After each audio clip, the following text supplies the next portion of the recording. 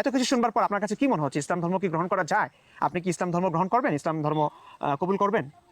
কবুল করলে আমি এখন আপনাকে লা ইলাহা ইল্লাল্লাহ পড়িয়ে ফেলতে পারি, কালিমা পড়িয়ে, কালিমা শাহাদাত পড়িয়ে মুসলমান বানিয়ে দিতে পারি। কিন্তু আপনার কাছে কি মনে হচ্ছে, আপনি ইসলাম ধর্ম গ্রহণ করবেন? আম, না। বিসমিল্লাহির রহমানির রহিম। আমরা বিখ্যাত নাস্তিক ইমরান বিন বশির এবং একজন হিন্দু মেয়ে সুনেত্রা, তার দুজনের কথোপকথন শুনব এবং সেই আলোকে ইসলামের পক্ষ থেকে আমি সেই যুক্তিগুলো খণ্ডন করার চেষ্টা করব। আপনারা একটু ইমরান বিন বশির এবং সুনেত্রার কথোপকথনগুলো একটু শুনেন, কিভাবে একজন নাস্তিক একজন হিন্দু মেয়েকে মুসলিম হতে বাধা দিল, সেই বিষয়টি আজকে আলোচনা করা হবে। সুনেত্রা হিন্দু ধর্মের একটি মেয়ে। আমি ফেসবুকে দেখেছি উনি পোস্ট দিয়েছেন, আমাকে পার্সোনালিও জানিয়েছেন উনি হিন্দু থেকে ইসলাম ধর্ম গ্রহণ করতে চান। আপনার ধর্ম কেন ছাড়তে চাচ্ছেন এবং ইসলাম ধর্ম কেন গ্রহণ করতে চাচ্ছেন? হিন্দু ধর্মে অনেক বিষয়ের সাথে আমি একমত না, অনেক কিছুই আমার অসঙ্গতিপূর্ণ মনে হয়, এই জন্য হিন্দু ধর্ম ছেড়ে দিতে চাচ্ছি। ইসলাম ধর্ম ঠিক আছে? আমি যতটুকু জানি ঠিক আছে। আচ্ছা আচ্ছা, আমি যদি আপনাকে প্রশ্ন করি যে আপনি আপনার ধর্মের 3টা খারাপ দিক বলুন, যেগুলো আপনার কাছে খারাপ লেগেছে, যেগুলো আপনার কাছে অপছন্দনীয়, যে কারণে আপনি ধর্মটাকে মানতে পারছেন না, 3টা। এর 1 নম্বর কারণ হচ্ছে হিন্দুদের বর্ণপ্রথা। বর্ণপ্রথায় মানুষের জন্ম অনুযায়ী তাদের 4টা ভাগে বিভক্ত করা হয়েছে। সেখানে 4 রকমের বিচার হবে, যদি অন্যায় করা হয় 4 রকমের বিচার হবে। তাদের সমাজে অবস্থানও এই বর্ণের ভিত্তিতে নির্ধারণ করা হয়। কার কি যোগ্যতা সেটা না, আমি কোন ফ্যামিলিতে বিলং করি, কোন ফ্যামিলিতে আমার জন্ম, সেই অনুযায়ী আমাকে সম্মান দেওয়া হবে, সমাজে আমার অবস্থান নির্দিষ্ট করা হয়। আর একটা হচ্ছে যে হিন্দু ধর্মের বেদে বলা হয়েছে যে মেয়েদের কখনো স্বাধীন হতে দেওয়া উচিত নয়, ছোটবেলায় বাবা মার নিয়ন্ত্রণে থাকবে, যখন সে যুবতী হয়ে যাবে তখন স্বামীর ঘরে, আর যখন সে বৃদ্ধা হয়ে যাবে তার ছেলে মেয়ে তাকে দেখাশোনা করবে। মানে সারা জীবনই হচ্ছে সে কারো না কারো কন্ট্রোলের মধ্যে থাকবে, যেটা আমার কাছে মনে হয় যে মেয়েদের খুব নিকৃষ্ট মানের, হ্যাঁ, মেয়েদের প্রতি খুব অবিচার করা হচ্ছে, আর এটা মানবাধিকার বিরোধী। তৃতীয় নম্বর হচ্ছে সম্পত্তিতে মেয়েদের ওইভাবে কোনো অধিকার নাই, কোথাও কোনো স্বীকৃত অধিকার নেই হ্যাঁ হিন্দু ধর্ম মতে। না, নেই। আচ্ছা আপু, আপনাকে যদি আমি প্রশ্ন করি যে ইসলাম ধর্মের কোন জিনিসগুলো আপনার কাছে ভালো লেগেছে যে কারণে আপনি ইসলাম ধর্মে দীক্ষিত হতে চাচ্ছেন, সেই ক্ষেত্রে আপনি কি বলবেন? আচ্ছা 3টা কারণে বলুন যে ইসলাম ধর্মের এই ব্যাপারগুলো আপনার কাছে খুবই ভালো লাগে এবং আপনাকে টানে, আকর্ষণ করে। 1 নম্বর হচ্ছে ইসলামে মেয়েদের অনেক সম্মান করা হয়, সম্পত্তিতে তাদের অধিকার আছে। নবী হযরত মুহাম্মদ তার স্ত্রীদের খুব ভালোবাসতেন। আমি হুজুরদের অনেক কথা শুনেছি, তারা অনেক রোমান্টিক হয়। হুজুররা রোমান্টিক হয়? হ্যাঁ। ওকে, তারপর হচ্ছে হযরত মুহাম্মদ অনেক উদার দয়াশীল মানুষ ছিলেন। আপনি 1 নম্বর বললেন ইসলাম নারীদের সম্মান দিয়েছে। হ্যাঁ। আপনি কি বলবেন যে সম্মানটা কেমন? সম্মানটা কেমন? এই যে হুজুররা যেমন হচ্ছে ওয়াজে বিভিন্ন ভাবে বলে না, তারপরে হচ্ছে মেয়েদের তারা উত্তরাধিকার সূত্রে মানে সম্পত্তির ভাগ দেয়, মানে বাবা মা আর একজন বৈধ। আচ্ছা, উত্তরাধিকার আছে। হ্যাঁ। আচ্ছা, আপনি কি জানেন ইসলাম নারীদেরকে কি দিয়েছে? উত্তরাধিকার বলতে তাদের উত্তরাধিকার বিধান কি আপনি জানেন? কতটুকু পায় সেটা জানেন না? মানে উত্তরাধিকার দিয়েছে সেটা জানেন? আপনাদের ধর্ম কি নাই সেটা? একদমই নাই। আচ্ছা, আপনি নারীদেরকে কতটুকু দিলে, মানে বাবা মারা গেলে, হ্যাঁ, তার সম্পত্তির কতটুকু দিলে আপনি মনে করবেন যেটা ন্যায় বিচার হয়েছে? আপনি বলুন তো। 50-50 মনে করেন আপনার ভাই আছে না? আচ্ছা, আপনার যদি ভাই থাকতো তাহলে আপনার ভাইকেও 50 আপনাকেও 50 এরকম? হ্যাঁ। এটা হলে আপনার কাছে ন্যায় বিচার বলে মনে হতো? আচ্ছা, আপনি কি জানেন যে ইসলাম ধর্মে একজন নারীকে পুরুষের অর্ধেক দিয়েছে পৈতৃক সম্পত্তির? হ্যাঁ, ঠিক করেনি। আপনি কি এটা আগে জানতেন না? একজন মহিলা কবি আসমা বিনতে মারওয়ান, যার কাছে মনে হয়েছে আমাদের প্রিয় নবী রাসূলুল্লাহ সাল্লাল্লাহু আলাইহি ওয়াসাল্লাম সত্য নবী নন, তার দৃষ্টিতে মনে হয়েছে অনেক কারণে, তো তিনি তাকে নিয়ে কবিতা লিখতেন, মানুষকে সচেতন করে, সজাগ করে। এই কারণে আল্লাহর রাসূল তাকে মেরে ফেলেছেন, আসমা বিনতে মারওয়ানকে, একজন মহিলাকে। আমি আপনাকে একদম সিরাত থেকে আমি সেই ঘটনাটা একটু শোনাচ্ছি। আপনি দেখুন, সিরাতুল মুস্তাফা সাল্লাল্লাহু আলাইহি ওয়াসাল্লাম, লেখক আল্লামা ইদ্রিস কান্দলবী রাহমাতুল্লাহি আলাইহি, ইসলামিক ফাউন্ডেশন বাংলাদেশ, 2য় খণ্ড, পৃষ্ঠা 144 থেকে 145। আসমাকে হত্যা, 26 রমজানুল মুবারক, 2য় হিজরি।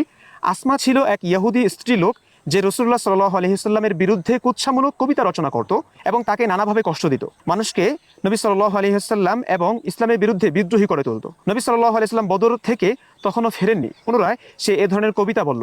এতে হযরত উমাইর ইবনে আদি রাদিয়াল্লাহু তাআলা আনহুর জিদ চেপে গেল, রেগে গেলেন তিনি। আচ্ছা। তিনি মান্যত করলেন যে আল্লাহর অনুগ্রহে যদি রাসূলুল্লাহ সাল্লাল্লাহু আলাইহি ওয়াসাল্লাম নিরাপদে বদর থেকে ফিরে আসেন তাহলে আমি একে হত্যা করব। রাসূলুল্লাহ সাল্লাল্লাহু আলাইহি ওয়াসাল্লাম যখন বদর থেকে আল্লাহর অনুগ্রহে সুস্থভাবে ও নিরাপদে ফিরে এলেন তখন উমাইর রাদিয়াল্লাহু তাআলা আনহু রাত্রিকালে তরবারি নিয়ে রওনা হলেন এবং তার ঘরে প্রবেশ করলেন। যেহেতু তিনি অন্ধ ছিলেন, ওই সাহাবী অন্ধ ছিলেন, সেহেতু হাতটি আসমার আশেপাশে থাকা শিশুদের সরিয়ে দিলেন এবং তার বুকের ওপর তরবারি রেখে এত জোরে চাপ দিলেন যে তা পিঠ দিয়ে বেরিয়ে গেল। মান্যত পূর্ণ করে তিনি ফিরে আসেন এবং রাসূলুল্লাহ সাল্লাল্লাহু আলাইহি ওয়াসাল্লামের সাথে ফজরের নামাজ আদায় করেন। এরপর তিনি তাকে সমুদয় ঘটনা বর্ণনা করে বলেন, ইয়া রাসূলুল্লাহ সাল্লাল্লাহু আলাইহি ওয়াসাল্লাম, এই জন্যে আমার কোনো জরিমানা তাতে হবে না? তিনি বললেন, না, এই ব্যাপারে দুটি মেষও মাথা দিয়ে গুতাগুতি করবে না। অর্থাৎ এটা এমন কোনো কাজই নয় যে ব্যাপারে কেউ মতপার্থক্য বা প্রতিবাদ করতে পারে। আরেকজন ব্যক্তি আবু রাফে, ইহুদি ছিলেন তিনিও আল্লাহ রসুলকে নিয়ে কবিতা লিখতেন। জ্ঞানীগুণী মানুষ ছিলেন। আল্লাহ রসুলের ভাওতাবাজি হয়তো তার কাছে মনে হয়েছে আল্লাহ রসুল ভাওতাবাজ এবং বাটপার ভণ্ড, এই কারণে তিনি তাকে নিয়ে তার কাছে যা মনে হয়েছে তিনি তার অবস্থান থেকে কবিতা টবিতা লিখতেন আর কি, মানুষকে সতর্ক করতেন। একই অবস্থা এখানে দেখুন, সহিহ বুখারী, আপনি বুখারীর ইমাম বুখারী নাম শুনেছেন? সহিহ বুখারী কোরআনের পরে সবচেয়ে গ্রহণযোগ্য কিতাব। সহিহ বুখারী ইসলামিক ফাউন্ডেশন বাংলাদেশের অধ্যায় 48 জিহাদ অধ্যায়ের পরিচ্ছেদ ঘুমন্ত মুশরিককে হত্যা করা, মানে একজন ঘুমন্ত মুশরিককে হত্যা করা হয়েছে, এখানে সেই ঘটনা লেখা হবে। আপনি দেখুন 2813 নং হাদিস, বারা ইবনু আযিব রাদিয়াল্লাহু তাআলা আনহু থেকে বর্ণিত। তিনি বলেন, রাসূলুল্লাহ সাল্লাল্লাহু আলাইহি ওয়াসাল্লাম আনসারীগণের একটি দল আবু রাফে ইহুদিদের হত্যা করার জন্য প্রেরণ করেন। তাদের মধ্য থেকে একজন এগিয়ে গিয়ে ইহুদিদের দুর্গে ঢুকে পড়ল। তিনি বললেন, তারপর আমি তাদের পশু রাস্তা বলে প্রবেশ করলাম। এরপর তারা দুর্গের দরজা বন্ধ করে দিল। তারা তাদের একটি গাধা হারিয়ে ফেলেছিল এবং তার খোঁজে তারা বেরিয়ে পড়ে। আমিও তাদের সঙ্গে বেরিয়ে পড়লাম। তাদেরকে আমি বোঝাতে চেয়েছিলাম যে আমি তাদের সঙ্গে গাধার খোঁজ করছি। অবশেষে তারা গাধাটি পেল। তখন তারা দুর্গে প্রবেশ করে এবং আমিও প্রবেশ করলাম। রাতে তারা দুর্গের দরজা বন্ধ করে দিল আর তারা চাবিগুলি একটি কুলুঙ্গির মধ্যে রেখে দিল। আমি তা দেখতে পাচ্ছিলাম। যখন তারা ঘুমিয়ে পড়ল আমি চাবিগুলি নিয়ে নিলাম এবং দুর্গের দরজা খুললাম। তারপর আমি আবু রাফের নিকট পৌঁছলাম এবং বললাম, হে আবু রাফে। সে আমার ডাকে সাড়া দিল। তখন আমি আওয়াজের প্রতি লক্ষ্য করে তরবারির আঘাত হানলাম। অমনি সে চিৎকার দিয়ে উঠল। আমি বেরিয়ে এলাম। আমি পুনরায় প্রবেশ করলাম যেন আমি তার সাহায্যার্থে এগিয়ে এসেছি, ধোকা আর কি। আর আমি আমার গলার স্বর পরিবর্তন করে বললাম, হে আবু রাফে। সে বলল, তোমার কি হলো? তোমার ধ্বংস হোক। আমি বললাম, তোমার কি অবস্থা? সে বলল, আমি জানি না কে বা কারা আমার এখানে এসেছিল এবং আমাকে আঘাত করেছে। রাবি বলেন, তারপর আমি আমার তরবারি তার পেটের উপর রেখে সব শক্তি দিয়ে চেপে ধরলাম, ফলে তার হাড় পর্যন্ত পৌঁছে কট করে উঠল। এরপর আমি ভীত সন্ত্রস্ত অবস্থায় বের হয়ে এলাম। আমি অবতরণের উদ্দেশ্যে তাদের সিঁড়ির কাছে এলাম। যখন আমি পড়ে গেলাম তখন এতে আমার পায়ে আঘাত লাগলো। আমি আমার সাথীগণের সাথে এসে মিলিত হলাম। সহিহ বুখারী তাওহীদ পাবলিকেশনের 4037 নং হাদিস, এখানে হাদিসটা পুরো এসছে আর কি, ঘটনাটা। আচ্ছা, একদা রাসূলুল্লাহ সাল্লাল্লাহু আলাইহি ওয়াসাল্লাম বললেন, কাব ইবনে আশরাফের হত্যা করার জন্য কে প্রস্তুত আছো? কেননা সে আল্লাহ ও তার রাসূলকে কষ্ট দিয়েছে। কিভাবে কষ্ট দিয়েছে? ওই যে কবিতা লিখেছে আবু রাফের মতো, শুধু কবিতা লিখেছে, আর কিছু করেনি। তাদের কাছে মনে হয়েছে নবী ভণ্ড। অনেকভাবে তারা প্রমাণ চেয়েছে, নবী প্রমাণ না দিয়ে পালিয়ে গেছে। তো তাদের কাছে মনে হয়েছে নবী না, সে শুধুমাত্র আল্লাহর নামের একটা কাল্পনিক ক্যারেক্টারকে সামনে রেখে যত অনাচার করে যাচ্ছে। তাদের কাছে মনে হয়েছে, এই কারণে মানুষকে সতর্ক করছিল কবিতার মাধ্যমে, কবিতা লেখার মাধ্যমে। তো এই কাব বিন আশরাফকে হত্যা করবার জন্য নবী চেয়েছেন, কেননা সে আল্লাহ তার রসুলকে কষ্ট দিয়েছে। মুহাম্মদ ইবনে মাসলামা রাদিয়াল্লাহু তাআলা আনহু দাঁড়ালেন এবং বললেন, হে আল্লাহর রসুল, আপনি কি চান যে আমি তাকে হত্যা করি? তিনি বললেন, হ্যাঁ। তখন মুহাম্মদ ইবনে মাসলামা রাদিয়াল্লাহু তাআলা আনহু বললেন, তাহলে আমাকে কিছু প্রতারণাময় কথা বলার অনুমতি দিন। রাসূলুল্লাহ সাল্লাল্লাহু আলাইহি সাল্লাম বললেন, হ্যাঁ বলো। এরপর মুহাম্মদ ইবনে মাসলামা রাদিয়াল্লাহু তাআলা আনহু কাব ইবনে আশরাফের নিকট গিয়ে বললেন, এই লোকটি অর্থাৎ রাসূলুল্লাহ সাল্লাল্লাহু আলাইহি সাল্লাম সদকাহ চায় এবং সে আমাদেরকে বহু কষ্টে ফেলেছে। আপনি চিন্তা করুন, রসুলের নামে বদনাম করছে তার কাছে গিয়ে, তার বিশ্বাসযোগ্য গ্রহণযোগ্যতা তার কাছে গ্রহণযোগ্য হওয়ার জন্য। তাই আমি আপনার নিকট কিছু ঋণের জন্য এসেছি। কাব ইবনে আশরাফ বলল, আল্লাহর কসম, পরে সে তোমাদেরকে আরো বিরক্ত করবে এবং আরো অতিষ্ঠ করে তুলবে। মুহাম্মদ ইবনে মাসলামা রাদিয়াল্লাহু তাআলা আনহু বললেন, আমরা তার অনুসরণ করছি, পরিণাম কি দাঁড়ায় তা না দেখে এখনোই তার সঙ্গ ত্যাগ করা ভালো মনে করছি না। এখন আমি আপনার কাছে 1 ওয়াসাক বা 2 ওয়াসাক খাদ্য ধার চাই, একটা পরিমাণ ওয়াসাক। বর্ণনাকারী সুফিয়ান বলেন, আমর রহমতুল্লাহি আলাই আমার নিকট হাদিসটি কয়েকবার বর্ণনা করেছেন, কিন্তু তিনি 1 ওয়াসাক বা 2 ওয়াসাকের কথা উল্লেখ করেননি। আমি তাকে বললাম, এই হাদিসে তো 1 ওয়াসাক বা 2 ওয়াসাকের কথাটি বর্ণিত আছে। তিনি বললেন, মনে হয় হাদিসে 1 ওয়াসাক বা 2 ওয়াসাকের কথাটি বর্ণিত আছে। আচ্ছা, কাব ইবনে আশরাফ বলল, ধার তো পাবে, তবে কিছু বন্ধক রাখো। মুহাম্মদ ইবনে মাসলামা রাদিয়াল্লাহু তাআলা আনহু বললেন, কি জিনিস আপনি বন্ধক চান? সে বলল, তোমাদের স্ত্রীদেরকে বন্ধক রাখো। মুহাম্মদ ইবনে মাসলামা রাদিয়াল্লাহু তাআলা আনহু বললেন, আপনি আরবের একজন সুশ্রী ব্যক্তি, আপনার নিকট কিভাবে আমাদের স্ত্রীদেরকে বন্ধক রাখবো? তখন সে বলল, তাহলে তোমাদের ছেলে সন্তানদেরকে বন্ধক রাখো। তিনি বললেন, আমাদের পুত্র সন্তানদেরকে আপনার নিকট কি করে বন্ধক রাখি? তাদেরকে এ বলে সমালোচনা করা হবে যে মাত্র 1 ওয়াসাক বা 2 ওয়াসাকের বিনিময়ে বন্ধক রাখা হয়েছে। এটা তো আমাদের জন্য খুব লজ্জাজনক বিষয়। তবে আমরা আপনার নিকট অস্ত্রশস্ত্র বন্ধক রাখতে পারি। রাবি সুফিয়ান বলেন, লামা শব্দের মানে হচ্ছে অস্ত্রশস্ত্র। শেষে তিনি মোহাম্মদ ইবনে মাসলামা, তিনি অর্থাৎ মোহাম্মদ ইবনু মাসলামা তার কাছে আবার যাওয়ার ওয়াদা করে চলে আসলেন। এরপর তিনি কাব ইবনু আশরাফের দুধ ভাই আবু নাইলাকে সঙ্গে করে রাতের বেলা তার নিকট গেলেন। কাব তাদেরকে দুর্গের মধ্যে ডেকে নিল এবং সে নিজে উপরতলা থেকে নিচে নেমে আসার জন্য প্রস্তুত হলো। তখন তার স্ত্রী বলল, এ সময় তুমি কোথায় যাচ্ছ? সে বলল, এই তো মোহাম্মদ ইবনু মাসলামা এবং আমার ভাই আবু নাইলা এসেছে। আমার ব্যতীত বর্ণনাকারীগণ বলেন যে কাবের স্ত্রী বলল, আমি তো এমনই একটি ডাক শুনতে পাচ্ছি যার থেকে রক্তের ফোঁটা ঝরছে বলে আমার মনে হচ্ছে। মানে স্ত্রী কিছুটা টের পেয়েছে যে কাব ইবনে আশরাফকে মেরে ফেলবে। আচ্ছা, কাব ইবনে আশরাফ বলল, মোহাম্মদ ইবনে মাসলামা এবং দুধ ভাই আবু নাইলা অপরিচিত কোনো লোক তো নয়। ভদ্র মানুষকে রাতের বেলা বর্ষা বিদ্ধ করার জন্য ডাকলে তার যাওয়া উচিত। বর্ষাবিদ্ধ করা মানে কি? বর্ষা হচ্ছে একটা অস্ত্র, এটা মেরে একটা মানুষের বুকে মারলে শেষ হয়ে যাবে, তীরের মতো আর কি। আপনি নেটে সার্চ করলে হয়তো পেয়ে যাবেন বর্ষা। হ্যাঁ, আমি বুঝলাম। তো মানে বর্ষাবিদ্ধ করার জন্য ডাকলে যেতে হবে কেন? মানে বীরত্বের কথা বললো যে রাতের বেলা কাউকে যদি বর্ষাবিদ্ধ করবার জন্য ডাকে তাহলে যাওয়া উচিত, মানে ভয় পাওয়া উচিত না। এটা বীরত্বের পরিচয় দিল আর কি। বুঝলাম।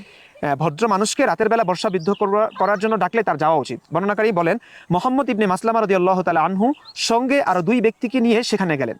সুফিয়ানকে জিজ্ঞেস করা হয়েছিল যে আমর কি তাদের দুজনের নাম উল্লেখ করেছিলেন? উত্তরে সুফিয়ান বললেন, একজনের নাম উল্লেখ করেছিলেন। আমর বর্ণনা করেন যে তিনি আরো 2জন মানুষ সঙ্গে করে নিয়ে গিয়েছিলেন এবং তিনি বলেছিলেন, যখন সে অর্থাৎ কাব ইবনু আশরাফ আসবে, আমর ব্যতীত অন্যান্য রাবীগণ মোহাম্মদ ইবনে মাসলামার সাথীদের সম্পর্কে বলেছেন যে তারা হলেন আবু আফস ইবনু জাবর, হারিস ইবনে আউস এবং আব্বাদ ইবনু বিশর।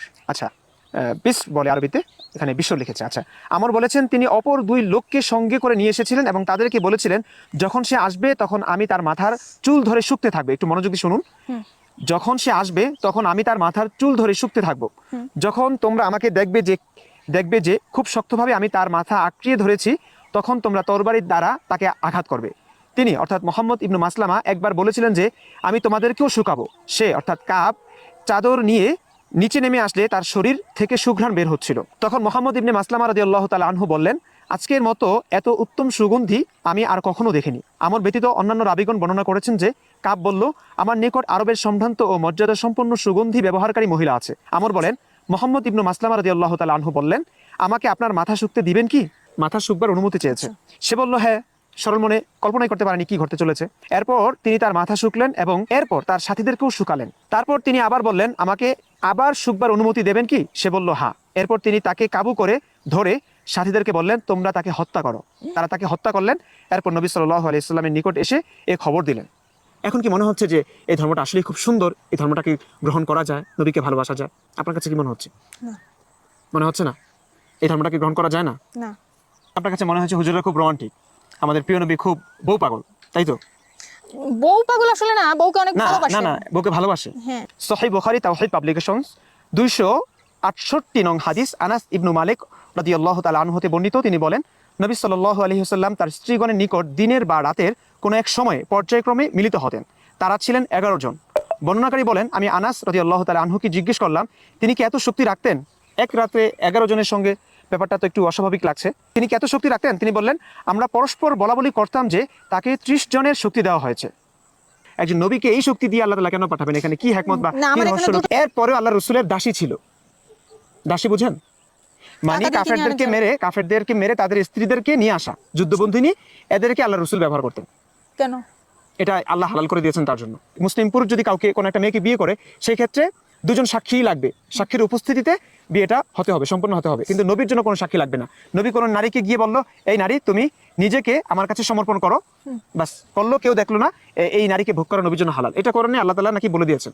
সহিহ মুসলিম হাদিস একাডেমি 3298 নং হাদিস, জাবের রাদিয়াল্লাহু তাআলা আনহু থেকে বর্ণিত, রাসূলুল্লাহ সাল্লাল্লাহু আলাইহি ওয়াসাল্লাম এক মহিলাকে দেখলেন। তখন তিনি তার স্ত্রী জয়নাবের নিকট আসলেন। তিনি তখন তার একটি চামড়া পাকা করায় ব্যস্ত ছিলেন এবং রাসূলুল্লাহ সাল্লাল্লাহু আলাইহি ওয়াসাল্লাম নিজের প্রয়োজন পূরণ করলেন। মানে রাস্তাঘাটে মেয়ে দেখলে উত্তেজিত হয়ে যেতেন। তারপরে অবশ্যই এটা ভালো যে সেই মেয়ের সঙ্গে ধস্তাধস্তি না করে তার স্ত্রীর কাছে এসে তাদেরকে ব্যবহার করতেন। স্ত্রী যেই অবস্থায় আছে থাকুক না কেন, কাজে ব্যস্ত ছিলেন, সেই অবস্থায় আল্লাহ রসুল তার সঙ্গে মিলিত হতেন, সেক্স করতেন, তার উত্তেজনা কমাতেন।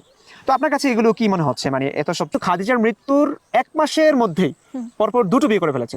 এখন আপনার কাছে কি মনে হচ্ছে রসুলের এই কথাগুলো শুনে মনে হচ্ছে একজন রোমান্টিক পুরুষ কখন এমনটা করতে পারে যে তার স্ত্রীর মৃত্যুর 1 মাসের মধ্যে দুটো বিয়ে করে ফেলবেন? না, এরকম হতে পারে না। কারণ একজন মানুষের ওয়াইফ মারা গেলে সে আবার একটা বিয়ে করতেই পারে, কিন্তু যে মাসে মারা গেল ওই মাসেই পরপর 2টো, তো হচ্ছে মানুষের স্মৃতিও তো, মানুষ যতই শক্ত হোক স্মৃতিও তো মানুষের মাথায় কিছু সময় থাকে, তারপরে আবার একটা বিয়ে। হ্যাঁ ঠিক আছে, ওকে ফাইন, সে নিজের ভালো রাখার জন্য বিয়ে করতেই পারে, কিন্তু তারপরে আরেকটা কেন? তো রেফারেন্স আছে সাউদা বিনতে জামা রাদিয়াল্লাহু তাআলা আনহা, আল্লাহ রাসূলের একজন স্ত্রী, খাদিজাতুল কুবরার পর তিনি তাকে বিয়ে করেছিলেন। এই স্ত্রী যখন বৃদ্ধা হয়ে যায় তখন আল্লাহ রসুলের ঘরে কিন্তু অনেকগুলো স্ত্রী এবং দাসীও আছে। আচ্ছা, বৃদ্ধা হয়ে যাওয়ার পরে যখন একটা নারীর প্রতি, একজন স্ত্রীর প্রতি আর একটা পুরুষের ভালো লাগা কাজ করে না, অনুভূতি কাজ করে না, সেই মুহূর্তে একজন আদর্শ পুরুষের কি করণীয়?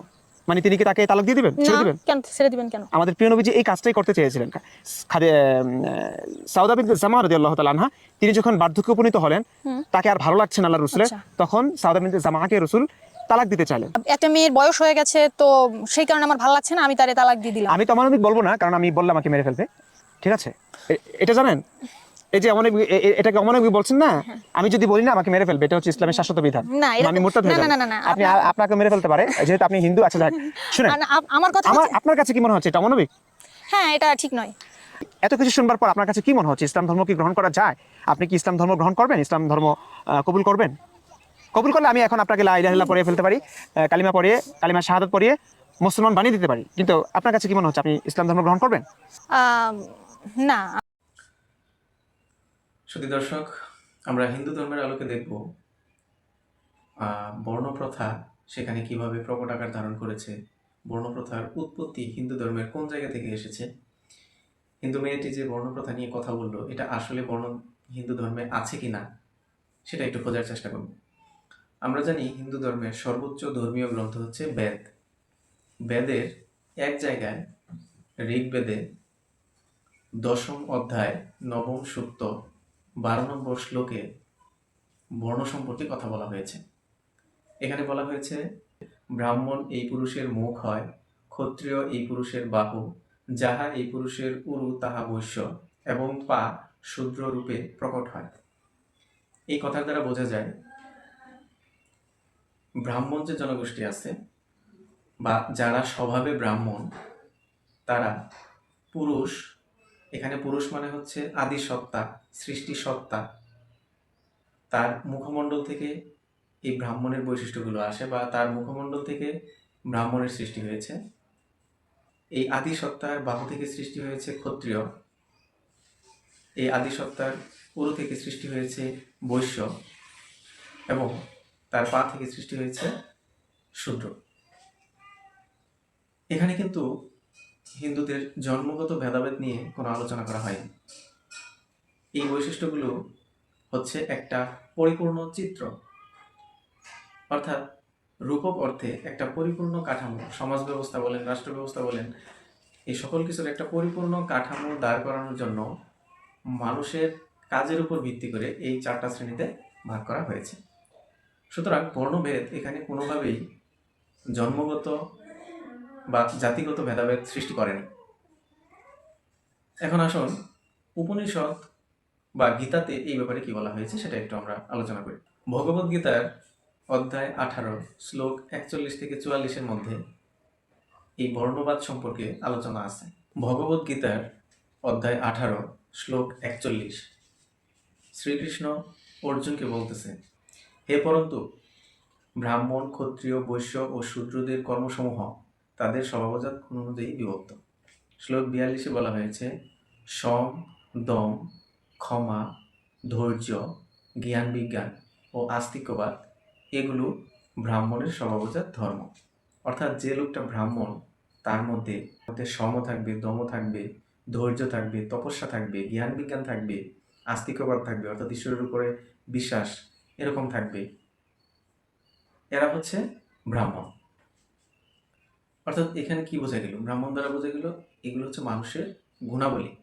আমাদের সমাজে ব্রাহ্মণের বৈশিষ্ট্য সম্পন্ন কিছু লোক দেখা যায়, যেমন ধর্মযাজক আছে, বিজ্ঞান নিয়ে যারা অনেক গবেষণা করে, যারা ক্ষমাশীল, ধৈর্যশীল, এগুলো হচ্ছে ব্রাহ্মণদের গুণাবলী। ক্ষত্রিয়দের গুণাবলী সম্পর্কে শ্লোক 43-এ বলা হয়েছে, শৌর্য, তেজ, ধৈর্য, যুদ্ধে অপনয়ন ও ঈশ্বর ভাব ক্ষত্রিয়ের স্বভাবজাত ধর্ম। আমাদের সমাজে সেনাবাহিনী, নেতা, তারা হচ্ছে ক্ষত্রিয়ের অংশ। এদের মধ্যে যুদ্ধ করার শক্তিশালী মন মানসিকতা থাকতে হবে। ঈশ্বর ভাব বলতে এখানে বোঝানো হয়েছে লিডিং করার ক্ষমতা, নেতৃত্ব দানের ক্ষমতাকে বোঝানো হয়েছে। শ্লোক 44-এ বলা হয়েছে, কৃষি, গোরক্ষা ও বাণিজ্য হচ্ছে বৈশ্যের স্বভাবজাত কর্ম, আর বর্ণাশ্রমের সেবা করা হচ্ছে শূদ্রদের কর্ম। শূদ্র শ্রেণীতে সাধারণত দিনমজুর, বা এখানে শূদ্রদের শ্রেণীতে কিন্তু আমলারাও পড়ে, কারণ তারাও অন্যান্য বর্ণের লোকদেরকে সেবা করে। বিভিন্ন পেশাজীবী মানুষ শূদ্রদের অন্তর্ভুক্ত, আর বৈশ্যদের অন্তর্ভুক্ত হচ্ছে ব্যবসায়ী, কৃষক, এই শ্রেণীর লোকগুলো। উপনিষদ বা গীতার কোথাও কিন্তু উল্লেখ নেই মানুষের জন্ম অনুসারে তাদেরকে সমাজে শ্রেণীভেদ করা হয়েছে, এরকম কোনো উল্লেখ কোথাও নেই। অর্থাৎ বেদ বা উপনিষদ পড়লে বোঝা যায় মানুষের শ্রেণীবিভেদগুলো শুধুমাত্র তাদের কর্মের উপরে নির্ভরশীল, এবং এই কর্মবন্টনটা হচ্ছে সামাজিক স্থিতি বজায় রাখার জন্য।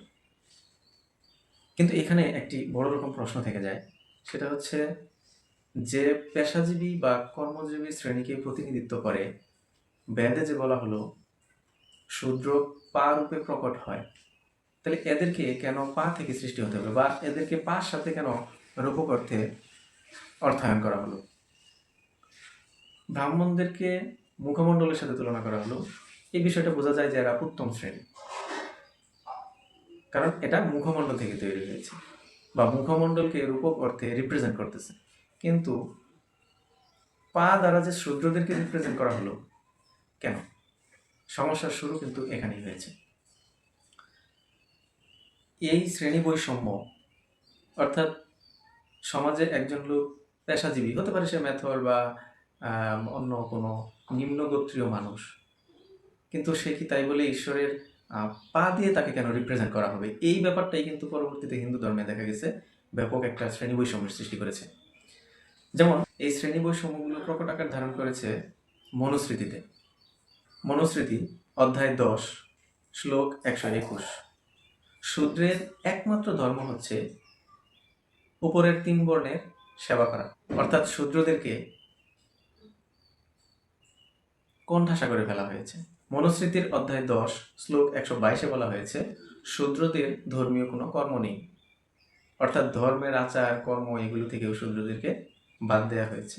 মনুস্মৃতি অধ্যায় 2 শ্লোক 16-তে বলা হয়েছে, শূদ্রদের উপনয়ন নেই, মানে শূদ্রদের বেদ পাঠ করার অধিকার এখানে হরণ করা হয়েছে। অধ্যায় 4 শ্লোক 99 মনুস্মৃতি বলা হয়েছে, শূদ্রদের বেদ শ্রবণ করা অনুচিত।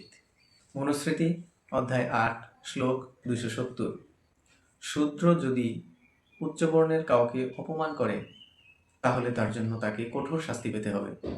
এখানে বোঝা যাচ্ছে একই অপরাধের 2 রকম শাস্তি, শূদ্রদের জন্য একরকম শাস্তি, ব্রাহ্মণের জন্য একরকম শাস্তি। মনুস্মৃতি অধ্যায় 8 শ্লোক 379 থেকে 380, ব্রাহ্মণ অন্যায় করলে দেহদণ্ড নয় অর্থদণ্ড হবে, অর্থাৎ ব্রাহ্মণের অন্যায়কে খাটো করে দেখতে হবে এবং সেটা অর্থের উপর দিয়ে দিতে হবে, শারীরিকভাবে তার কোনো শাস্তি হবে না। মনুস্মৃতি অধ্যায় 10 শ্লোক 65, মানুষের জন্মগত বর্ণ কখনো পরিবর্তন হয় না, অর্থাৎ মানুষ যে জায়গায় জন্মগ্রহণ করে সেই স্বভাব বা সেই বৈশিষ্ট্য সে কখনো পরিবর্তন করতে পারে না। অর্থাৎ দেখা গেল ঋগ্বেদে বর্ণপ্রথার যে ইঙ্গিতময় কথাটি ছিল, সেখান থেকে উপনিষদে বর্ণপ্রথার শ্রেণীবিভেদ করা হয়েছে, এবং মনুস্মৃতিতে এসে শূদ্রদেরকে অপমানজনক এবং ন্যাক্কারজনক সামাজিক অবস্থানে নেওয়া হয়েছে। মেয়েটির প্রশ্ন ছিল এটাই, যে হিন্দু ধর্মে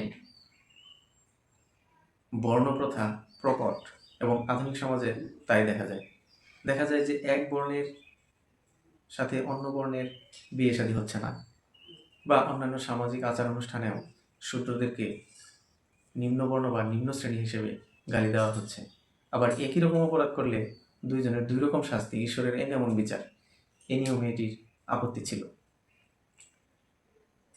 সুতরাং হিন্দু ধর্মে বর্ণপ্রথা আছে, যদিও বেদে বর্ণপ্রথা সম্পর্কে সুস্পষ্ট নির্দেশনা নেই, কিন্তু বর্ণপ্রথার বীজ বেদেই বপিত আছে, যেটা পরবর্তীতে উপনিষদ এবং মনুস্মৃতির মাধ্যমে প্রকট আকার ধারণ করেছে এবং সামাজিক বৈষম্যের শিকার হয়েছে। এটি ছিল এই মেয়েটির প্রথম আপত্তি। মেয়েটির আরেকটি আপত্তি ছিল নারী স্বাধীনতার ব্যাপারে। এখন আমরা দেখব হিন্দু ধর্মে আসলে নারী স্বাধীনতা কতটুকু আছে। কোনো নারী হিন্দু ধর্মে তার স্বামীকে তালাক দিতে পারে এই ধরনের আইন হিন্দু ধর্মগ্রন্থে পাওয়া যায় না, অথবা এরকম কোনো ঘটনার উল্লেখ হিন্দু ধর্মে নেই। অর্থাৎ ধর্মীয়ভাবে কোনো মেয়ে চাইলে তার স্বামীকে বা একজন পুরুষকে যে তার স্বামী, তাকে সে তালাক দিতে পারবে না।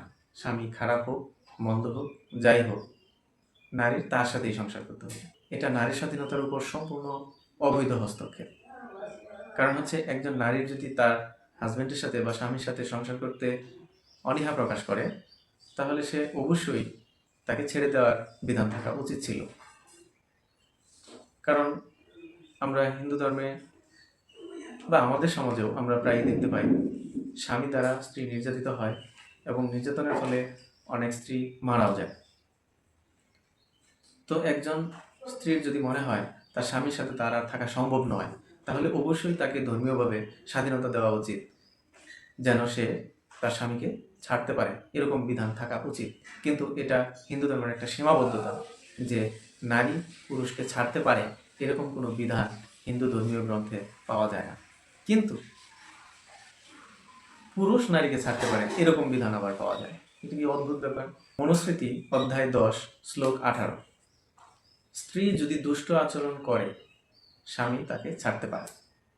চিন্তা করে, একই অপরাধের জন্য স্ত্রী পুরুষকে ছাড়তে পারে না, কিন্তু একই ধরনের অপরাধের জন্য স্বামী স্ত্রীকে ছাড়তে পারে। এটা সম্পূর্ণভাবে নারী স্বাধীনতায় হস্তক্ষেপ এবং এটা নারীদের প্রতি একটা অন্যায়, অবিচার। সুতরাং হিন্দু ধর্ম নারীদের স্বাধীনতা হরণ করেছে। এবার আসুন সম্পত্তিতে অধিকার। সম্পত্তিতে নারী পুরুষের উভয়ের অধিকার থাকা বাঞ্ছনীয়। মেয়েটির অভিযোগ ছিল হিন্দু ধর্মে নারীদের সম্পত্তিতে কোনো অধিকার নাই। তারা বাবার বাড়ি থেকেও কিছু পায় না, আবার স্বামীর বাড়ি থেকেও কিছু পায় না। একটা মেয়ের শুধুমাত্র পুঁজি থাকে বিয়েতে কিছু উপহার সামগ্রী পাওয়া, এছাড়া তার আর কোনো পুঁজি হিন্দু ধর্মে নেই। দেখেন, একই মায়ের দুধ খেলো, একই বাবার স্নেহ আদর ভালোবাসা পেল, কিন্তু সেই বাবা বা মায়ের কোনো সম্পত্তিতে মেয়ের কোনো হক বা অধিকার থাকে না, যেটা সম্পূর্ণভাবে অনৈতিক। মেয়ে হয়ে জন্ম হয়েছে দেখে কি হয়েছে, তার কি তার অধিকার থাকবে না? বাবার কাছ থেকে সে কিছুই পাবে না? আদর ভালোবাসা কি কম পেয়েছে? কম পায়নি, কিন্তু তারপরেও তার কোনো অধিকার নেই সম্পত্তিতে। এটা অনৈতিক এবং এটা এক ধরনের অপরাধ। এই মেয়েটার এই প্রশ্নটা ছিল। হিন্দু ধর্মের কোথাও, কোনো ধর্মগ্রন্থে কোথাও খুঁজে পাবেন না যে মেয়েদেরকে সম্পত্তিতে অধিকার দেওয়া হয়েছে। সকল সম্পত্তির মালিক হয়ে যাবে ছেলে, শুধু কিছু উপহার সামগ্রী ছাড়া, যেগুলো বিয়েতে ওঠে। তো মন চাইলে উঠতেও পারে, না মন চাইলে নাই। তার মানে সে একজন কাঙাল হয়ে পৃথিবীতে বসবাস করে, যেটা অত্যন্ত দুঃখজনক। সুতরাং মেয়ের 3টি অভিযোগই হিন্দু ধর্মে বিদ্যমান।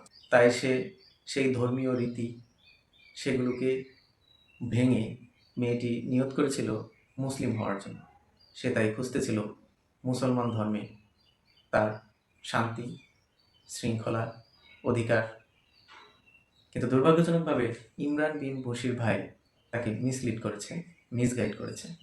ইসলাম ধর্ম সম্পর্কে তাকে কিছু বানোয়াট মিথ্যা কাহিনী বলে মুসলিম হতে বাধা দিয়েছে, যা অত্যন্ত দুঃখজনক এবং ঘৃণিত একটি কাজ। এবার আসুন, বর্ণপ্রথা ইসলামে কি প্রযোজ্য? ইসলাম কি বর্ণপ্রথা সাপোর্ট করে? নো। আল কোরআনের কোনো আয়াত, হাদিসের কোনো আয়াত, এমনকি কোনো আল্লাহর অলি বা বিখ্যাত মনীষী এরকম কোনো কিছু কখনোই বলেন নাই, বা এরকম কোথাও কোনো কিছু লেখা নাই যে ইসলামে সামাজিকভাবে স্তর বিন্যাস আছে। ধরেন, সমাজ কাঠামো গড়তে গেলে মানুষকে বিভক্ত করতে হবে। এটা ধর্মীয় দিক থেকে আসলে এর কি প্রয়োজন? বেদ যে মানুষকে 4 ভাগে বিভক্ত করলো, এর আসলে প্রয়োজনীয়তাটা কি? এর কি কোনো প্রয়োজন আদৌ আছে? নাই। আমাদের ইসলামে এটার কোনো অস্তিত্ব নেই। যে মুসলিম, গুড মুসলিম, সে একজন ভালো মানুষ, সে সৎ, তার মধ্যে ধৈর্য, মেধা, জ্ঞান, বিজ্ঞান সবই থাকতে পারে, সে ভালো মানুষ, তার মধ্যে সব গুণাবলী আছে। আর একজন খারাপ মানুষ, তার মধ্যে এই গুণাবলীগুলো নাই, অথবা কিছু দোষ ত্রুটি তার মধ্যে আছে। আমাদের ধর্মে 2টি ভাগ, একটি হচ্ছে ভালো আর একটি হচ্ছে মন্দ, একটি নৈতিক আর একটি অনৈতিক। সুতরাং ইসলাম ধর্মে বর্ণপ্রথা কোনোভাবেই স্থান পায় না। বর্ণের ভিত্তিতে বিচারের যে ব্যবস্থা, নিকৃষ্টতম একটা সিস্টেম হিন্দু ধর্মে ধর্মীয় গ্রন্থে আছে, সেটা কিন্তু ইসলাম ধর্মে কখনোই নেই।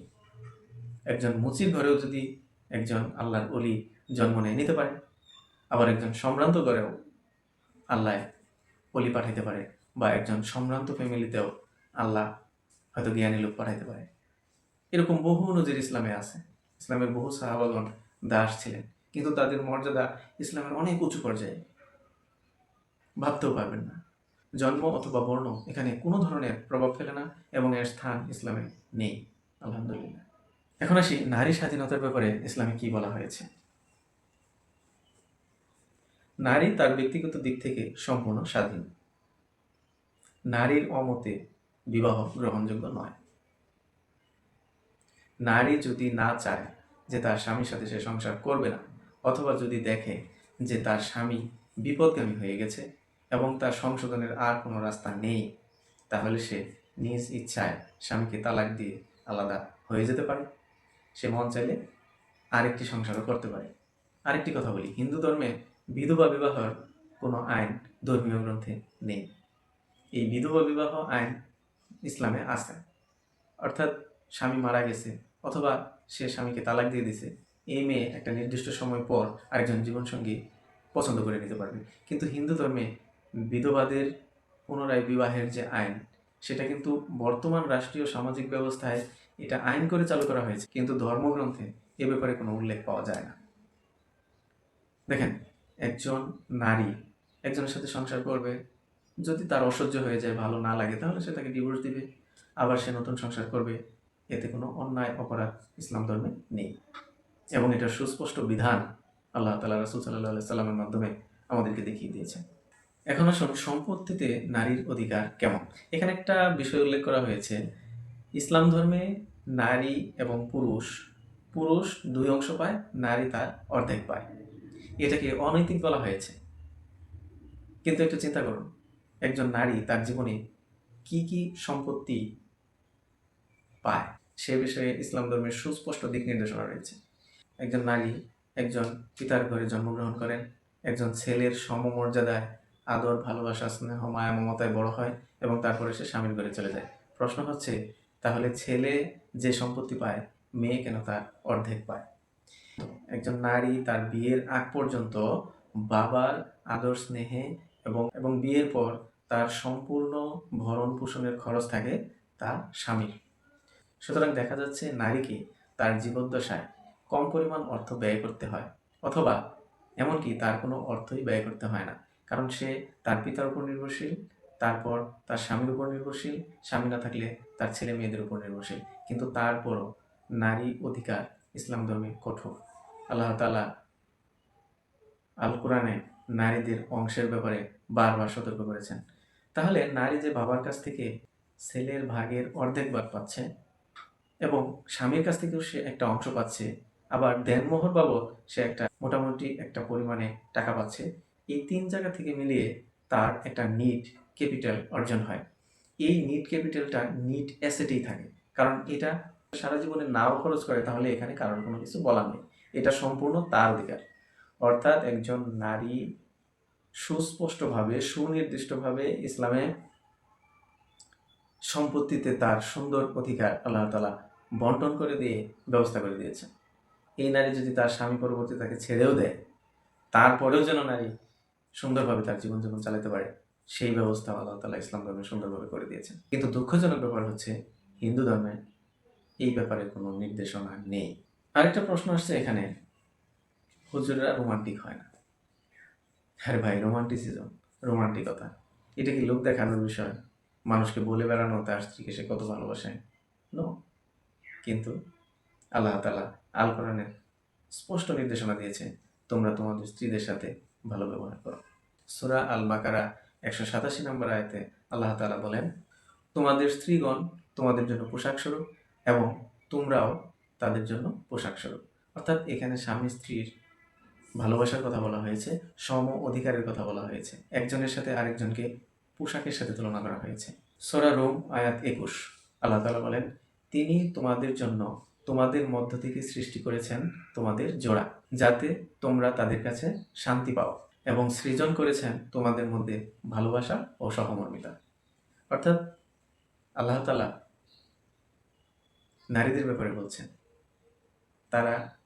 তাদেরকে আমাদের মধ্য হতে সৃষ্টি করা হয়েছে আমাদের শান্তির জন্য, ভালোবাসার জন্য, উপকারের জন্য। তাহলে হুজুররা রোমান্টিক হবে না, তাহলে কে রোমান্টিক হবে? এবং নবী করিম সাল্লাল্লাহু আলাইহি সাল্লাম তার জীবদ্দশায় বহু হাদিস এসেছে, বহু ঘটনা আছে তাদের স্ত্রীদের সাথে কিভাবে ব্যবহার করতেন, তাদের স্ত্রীদের সাথে কত সুন্দর আচরণ তিনি করতেন। আবু দাউদের 2578 নং হাদিসে বর্ণনা করা হয়েছে এরকম, যে মহানবী সাল্লাল্লাহু আলাইহি সাল্লাম মা আয়েশার সাথে দৌড় প্রতিযোগিতা করতেন। অর্থাৎ কত মহব্বত এবং ভালোবাসার সম্পর্ক তাদের মধ্যে ছিল, যদিও বয়সের ফারাক ছিল অনেক, তারপরেও তারা একে অপরের সাথে দৌড় প্রতিযোগিতা করতেন। একবার নবী সাল্লাল্লাহু আলাইহি সাল্লাম হারতেন, আর একবার আয়েশা রাদিয়াল্লাহু আনহা হারতেন। কত মহব্বত এবং মিলের শিক্ষা তিনি দিয়েছেন। সহিহ বুখারী 297 নম্বর হাদিস, সেখানে বলা হয়েছে, মা আম্মা জানের কোলে হযরত নবী করিম সাল্লাল্লাহু আলাইহি সাল্লাম মাথা রেখে কোরআন পড়তেন। রোমান্টিকতার কি দেখবেন? ইসলাম হচ্ছে রোমান্টিকতার জায়গা। রোমান্টিকতা ছড়িয়ে ছিটিয়ে আছে ইসলাম। নবী করিম সাল্লাল্লাহু আলাইহি সাল্লাম তাদের স্ত্রীগণকে বিভিন্ন ডাক নামে ডাকতেন। তো সুন্দর করে স্ত্রীদেরকে ডাক নামে ডাকা, এটা তো রোমান্টিকতারই অংশ। তাহলে হুজুর রোমান্টিক হবে না, তাহলে কে রোমান্টিক হবে? ইমরান বিন বশির ভাই, আপনি কিভাবে মেয়েটিকে মিসগাইড করেন? মেয়েটি যে 3টি যুক্তি দিয়েছে ইসলাম ধর্মে আসার জন্য, তা সম্পূর্ণরূপে ঠিক, যেগুলো সে তার নিজের ধর্মে পায় নাই, সেই নিরাপত্তা ইসলাম ধর্ম তাকে দিয়েছে। ইসলাম ধর্ম মেয়েদেরকে পর্দার কথা বলেছে, মেয়েদেরকে পর্দার কথা বলার আগে ছেলেদেরকে পর্দার কথা বলেছে। ইসলাম ধর্ম সমতার নীতি, ইসলাম ধর্মের সমতা, ইকুয়ালিটি খুব সুন্দরভাবে মেনটেন করা হয়েছে। এখানে ন্যায্যতা অত্যন্ত সুস্পষ্ট, এখানে কারোর প্রতি কোনো অবিচার করা হয়নি। দুঃখ লাগলো এরকম একজন মেয়েকে, যে ইসলাম ধর্মে দীক্ষিত হতে চেয়েছিল, তাকে বাধা দেওয়ায় আমার দুঃখ লেগেছে। সত্যি আমি অত্যন্ত কষ্ট পেয়েছি যে হয়তো মুসলিম জাহানে আরেকজন মুসলমানের আগমন ঘটত। কিন্তু দুর্ভাগ্যের বিষয়, ইমরান বিন বশির উনি মেয়েটাকে মিসগাইড করলেন। যা হোক, এতে আমি হতাশ নই, কারণ ইমরান বিন বশির যদি ইসলাম ধর্মের সমালোচনা না করে, আসাদ নূর যদি ইসলাম ধর্মের সমালোচনা না করে, তাহলে আমাদের মতো যারা মুসলমান আমরা আছি, যারা মুসলমানের ঘরে জন্ম নিয়ে দেখে দেখে মুসলমান, তারা তো ধর্মটাকে শিখতে পারবো না। আপনারা ধর্মের সমালোচনা করতেছেন, ধর্মের খারাপ দিকগুলো তুলে ধরতেছেন, আমরা সেই খারাপ দিকগুলোকে জাজমেন্ট করার জন্য তথ্য ঘাটাঘাটি করতেছি এবং দেখতেছি ইসলাম ধর্মের শুদ্ধতা, নৈতিকতা, সুস্পষ্টতা কত সুন্দর, কত মাধুর্যপূর্ণ। ইসলাম ধর্মের প্রকৃত সৌন্দর্য আমরা দেখতে পাচ্ছি। আপনাদের এইসব কর্মকাণ্ড আমাদেরকে উৎসাহিত করে আমাদের ধর্ম সম্পর্কে আরো জানতে। আপনারা হয়তো আপনাদের নিজেদের জন্য ক্ষতির কারণ, কিন্তু আপনারা আমাদের জন্য উপকারের কারণ। আপনারা আরো বলতে থাকেন, তাহলে আমরা হয়তো আরো শিখতে থাকবো, আরো জানতে থাকবো, আমার ধর্মকে আরো ভালোবাসতে থাকবো। দেখা হবে অন্য কোনো এপিসোডে, অন্য কোনো প্রসঙ্গে, হয়তো ইমরান হোসেন ভাইয়ের অন্য কোনো মন্তব্য নিয়ে। আজকে এই পর্যন্তই। আল্লাহ হাফেজ।